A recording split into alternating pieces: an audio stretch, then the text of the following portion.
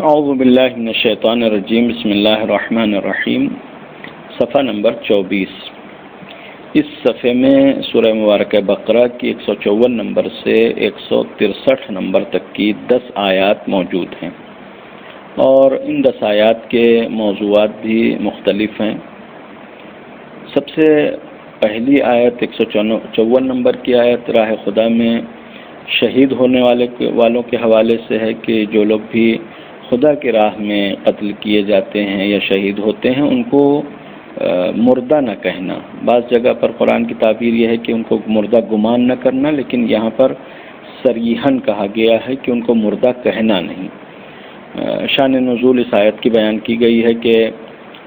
جنگ بدر کے بعد چونکہ مسلمان تقریباً 14 افراد مسلمانوں میں سے شہید ہوئے تھے، لہذا بہرحال ان کی یاد آوری یا ان کے جب بھی کوئی باتیں بیان کی جاتی تھیں تو اس عنوان سے بیان کرتے تھے کہ ہاں فلاں مر گیا ہے یا فلاں مر گیا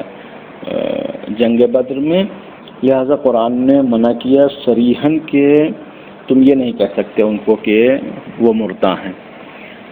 اور قرآن نے جس عنوان سے بیان کیا کوئی مجاز گوئی نہیں ہے کہ وہ ہم کو منع کیا گیا ہے، یعنی مثلا مر تو گئے ہیں لیکن کہنا نہیں ہے۔ حقیقت میں موت اور حیات کا مالک پروردگار عالم ہے، خالق اللہ ہے، لہذا موت اور حیات کا معیار بھی ہم سے بہتر خدا جانتا ہے۔ لہذا خدا اگر کسی یعنی ہمارے موت اور بنائے ہوئے موت اور حیات کے معیار کو کہیں پر نکار دے تو ظاہر ہے کہ ہمارے بنائے ہوئے معیار کی کوئی حیثیت نہیں ہے، بلکہ جو خالق موت و حیات ہے اس کا معیار قابل قبول ہے۔ وہی جس کو زندہ کہہ دے وہ زندہ ہے، اور وہ جس کو مردہ کہہ دے وہی مردہ ہے۔ تو اب اگر راہ خدا کے شہیدوں کو پروردگار عالم نے خالق موت و حیات نے زندہ کہا ہے تو حقیقت میں وہی زندہ ہیں۔ اور اس کے بعد جو لوگ جن کو ہم زندہ سمجھتے ہیں ان کے شعور کی جب گفتگو ہوئی تو کہا کہ دیکھو تمہارے پاس اتنا شعور نہیں ہے کہ تم ان کی حیات کو سمجھ سکو، یعنی وہ جو راہ خدا میں قتل کیے جاتے ہیں کہ جن کو جو لوگ زندہ ہیں وہ مردہ گمان کرتے ہیں، ان کے موت کو قرآن نے نکار دیا کہ نہیں وہ مردہ نہیں ہیں، اور وہ جو اپنے کو زندہ سمجھتے ہیں ان کے شعور کو نکار دیا کہ تمہارے پاس اتنا شعور نہیں ہے کہ ان کی حیات کو درک کر سکو۔ اس کے بعد 3 آیات میں امتحان و آزمائش، صبر اور صبر کرنے والوں کی جزا کا ذکر کیا گیا ہے۔ سب سے پہلے اس بات کا اعلان کیا گیا کہ ہر انسان جو اس دنیا میں آیا ہے وہ آزمائش کے مرحلے سے گزرے گا۔ پروردگار عالم نے خلقت کا مقصد ہی آزمائش کو بیان کیا ہے۔ سورہ مبارکہ انسان میں انا خلقنا الانسان من نطفۃ امشاج نبتلیہ، ہم نے انسان کو ملے جلے مخلوط نطفے سے پیدا کیا ہے تاکہ ہم اس کی آزمائش کریں۔ یہاں پر بھی ڈائریکٹ انسانوں کو خطاب وَلَنَبْلُوَنَّكُمْ، ہم تم سب کا امتحان لیں گے۔ کیسے کیسے امتحان ہوگا؟ خوف کے ذریعے امتحان ہوگا، بھوک کے ذریعے امتحان ہوگا، مال میں کمی کے ذریعے، جان میں کمی کے ذریعے، ثمرات اور یعنی باغ کے پھل اور میوہ جات اور جو کھیتی باڑی کے جو محصولات ہوتی ہیں ان میں کمی کے ذریعے پروردگار عالم امتحان لینے والا ہے۔ امتحان میں کس طریقے سے پتہ چلے گا کہ کون کامیاب ہے کون ناکام ہے؟ کہا کہ جو صابرین ہیں وہ کامیاب ہوں گے۔ پھر صابرین کی علامت یہ بیان کی کہ صابرین وہ لوگ ہیں کہ جو مصیبت کے وقت، یعنی یہ جو چیزیں بیان کی گئی کہ جس میں انسان آزمائش، جس کی بنیاد پر انسان کی آزمائش ہوتی ہے، خوف، بھوک، مال کی کمی، جان کی کمی، ثمرات کی کمی، یہ ساری ایسی چیزیں ہوتی ہیں جو ایک مصیبت ہے انسان کے لیے۔ صابر اسے کہتے ہیں کہ جو اس مصیبت کے وقت میں اس بات کا یقین رکھے اور اس بات کا اعتراف اور اعلان کرے کہ ہم خدا کی طرف سے آئے ہیں اور ہمیں خدا کی طرف جانا ہے۔ یعنی صبر کا جو حقیقی مفہوم ہے وہ یہی عقیدہ ہے کہ اگر انسان کو اس بات کا یقین ہے کہ وہ اس کی وابستگی خدا کی ذات سے ہے، آیا بھی وہیں سے ہے اور اس کو جانا بھی وہیں ہے، تو وہ صابر ہے۔ اور اگر وہ اپنی عقیدے میں اور اپنی عملی زندگی میں یہ بات ثابت نہیں کر سکا یا اس بات کو کے اوپر عمل نہیں کر سکا کہ وہ خدا کی طرف سے آیا اور اسے خدا کی طرف جانا ہے، تو وہ گویا صبر نہیں کر سکتا۔ اب جو لوگ صبر کرتے ہیں ان کی جزا اور ان کا جو مرتبہ بیان کیا، تاکہ جو لوگ صابر ہیں اللہ کی طرف سے ان کے اوپر صلوات اور رحمت نازل ہوتی ہے، اور وہی لوگ ہدایت یافتہ ہیں۔ یعنی حقیقی طور پر جو لوگ ایمان رکھتے ہیں خدا کے اوپر اور اس بات کے اوپر ایمان رکھتے ہیں کہ مبدا بھی خدا ہے، آغاز بھی خدا ہے، اور انجام اور معاد بھی خدا ہی ہے، وہی حقیقت میں مومن ہیں، وہی مصیبت پر صبر کرنے والے ہیں، وہی صابر ہیں، اور انہی کے لیے یہ ساری جزائیں ہیں کہ پروردگار عالم نے رحمت اور مغفرت ان کے لیے رکھی ہے، وہی ہدایت یافتہ ہے۔ اس کے بعد ایک آیت میں حج کے ایک اہم حکم کی طرف اشارہ کیا گیا کہ صفا اور مروہ کے درمیان سعی کرنا یہ حج اور عمرے کے ارکان میں سے ہے۔ جو لوگ بھی حج کرنے جاتے ہیں، حج میں بہرحال حج کے عمل کا آغاز جو ہے میدان عرفات سے ہوتا ہے کہ 10 تاریخ تک انسان وہیں عرفات اور منی ہی میں رہتا ہے کہ جو احکام ہیں وہاں پر بجا لاتا ہے۔ عرفات میں احرام باندھنا ہے، پھر وہاں رہنا ہے، پھر رات میں مزدلفہ میں رہنا ہے، پھر اس کے بعد دوسرے دن منی آنے کے بعد شیطان کو کنکریاں مارنا ہے اور پھر قربانی کرنا ہے، اور اس کے بعد پھر طواف کا مرحلہ شروع ہوتا ہے۔ طواف کے بعد پھر انسان کو صفا اور مروہ کے درمیان سعی کرنا ہے کہ حج میں انسان جب قربانی کر دیتا ہے تو حالت احرام سے باہر آ جاتا ہے، اور اس کے بعد طواف اور جو صفا اور مروہ کے درمیان سعی ہے اس میں ضروری نہیں ہے کہ انسان حالت احرام میں ہو، لیکن عمرے میں انسان احرام باندھنے کے بعد سب سے پہلے طواف کرتا ہے، طواف کے بعد 2 رکعت نماز طواف کے بعد سعی کرتا ہے، اور جب سعی انسان کر لیتا ہے تب انسان حالت احرام سے باہر آتا ہے۔ یعنی سعی کرنے کے بعد انسان حلق یا تقصیر کرے گا۔ حلق یعنی سر کے بال اتار دینا، بالکل منڈا ہو جانا، یا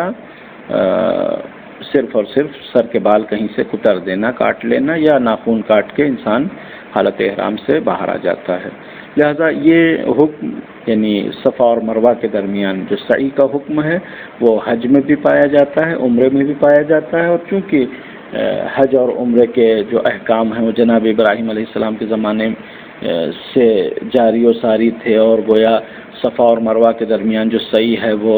جناب ہاجرہ کے اس کوشش کی یادگار ہے کہ جو جناب اسماعیل کے لیے پانی کی تلاش میں جناب ہاجرہ نے کیا تھا کہ صفا اور مروہ کے درمیان انہوں نے دوڑ لگائی تھی، اسی گویا مناسبت سے اسی یاد کو برقرار رکھنے کے لیے پروردگار عالم نے یہ حکم دیا ہے۔ لہذا بعد میں وہ لوگ جو یعنی دین ابراہیم علیہ السلام سے منحرف ہو گئے تھے، ان میں سے بھی بعض وہ تھے کہ جو کعبے کا احترام کرتے تھے اور کعبے کے ان تمام احکام کو مانتے تھے، لہذا جب آتے تھے تو یہاں طواف اور سعی کیا کرتے تھے۔ اس حکم کو پروردگار عالم نے اسلام میں بھی جاری رکھا کہ صفا اور مروہ کے درمیان جو بھی حج کرے یا عمرہ کرے اس کو سعی کر لینا چاہیے، کہ بہرحال یہ واجبات میں سے ہے۔ اس کے بعد پھر قرآن کے نزول کے سلسلے سے اور احکام الہی کے جو پر پیغمبر کے اوپر نازل ہوئے اور پیغمبر جن کو لے کے آئے، ان کے حوالے سے گفتگو ہے کہ یہ گفتگو ربط رکھتی ہے گزشتہ جو ایک مستقل بحثیں تھیں یہودیوں کے سلسلے میں کہ یہودی حق کو چھپاتے تھے، لیکن یہاں پر صرف اور صرف یہودیوں کا تذکرہ نہیں کیا گیا ہے، بلکہ ایک عام گفتگو ہے کہ جو لوگ بھی حق کو چھپاتے ہیں یا چھپانے کی کوشش کرتے ہیں باوجود اس کے کہ حق ان کے لیے واضح ہو گیا ہے،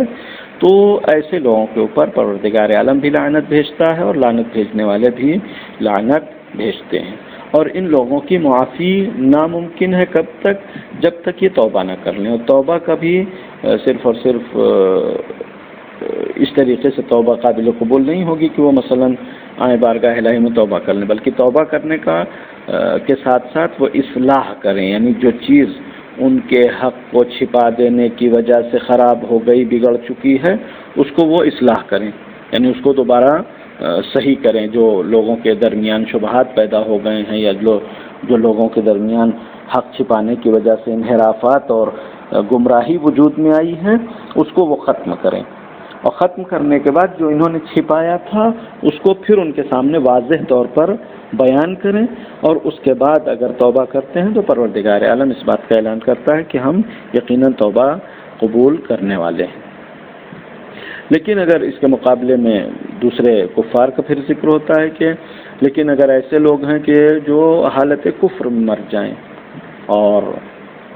یعنی ان کو اس بات کی فرصت نہ ملے کہ پروردگار عالم کا انکار کرنے کے بعد خدا اور یا دین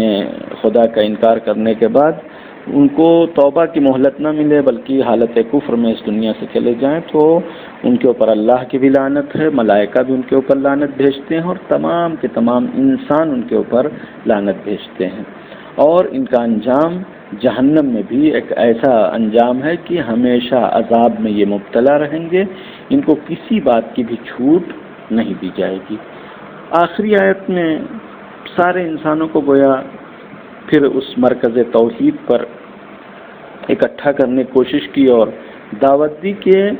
تم ادھر ادھر کہاں فرار کر رہے ہو کہ یہودی ہے کہ نصرانی ہے کہ عیسائی ہے کافر ہے کہ مشرک ہے، نہیں، الہکم الہ واحد،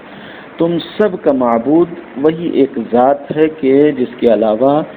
کوئی بھی معبود اور اس بات کی لیاقت نہیں رکھتا کہ وہ معبود بن سکے۔ یعنی جب ہم کہتے ہیں اللہ لائق عبادت ہے، نہیں، صرف اللہ لائق عبادت ہے، اللہ کے علاوہ کسی کے اندر اس بات کی صلاحیت نہیں ہے کہ وہ معبود بننے کے لائق ہو، اور وہ اللہ ایسا ہے کہ لا الہ الا ہو، اس کے علاوہ کوئی معبود نہیں ہے، اور وہ معبود ہونے کے ساتھ ساتھ رحمان اور رحیم ہے، یعنی پروردگار عالم کے پاس جو سلطنت، جو قدرت، جو طاقت ہے، انسانوں کے پاس جب طاقت اور قدرت آتی ہے تو وہ ظلم پر اتارو ہو جاتے ہیں، وہ ظلم کرنے پر آمادہ ہو جاتے ہیں، یعنی اگر طاقت ہے تو طاقت کا ہمیشہ بے جا استعمال کرتے ہیں۔ صرف اور صرف پروردگار عالم کی وہ ذات ہے کہ جس کے پاس قدرت، اس میں کوئی کمی نہیں پائی جاتی، طاقت ایسی کہ ہر چیز اس سے مغلوب ہے، اس کے ماتحت ہے، لیکن اس کے باوجود پروردگار عالم کا معاملہ اپنے ماتحت کے ساتھ قہر اور غلبے والا نہیں ہوتا، ظلم اور زبردستی والا نہیں ہوتا، بلکہ جو پروردگار عالم کا اپنے مخلوق کے ساتھ برتاؤ ہے وہ رحمانیت اور رحیمیت والا برتاؤ ہوتا ہے کہ پروردگار عالم تنہا معبود ہے اور وہ رحمان اور رحیم بھی ہے۔ السلام علیکم ورحمۃ اللہ وبرکاتہ۔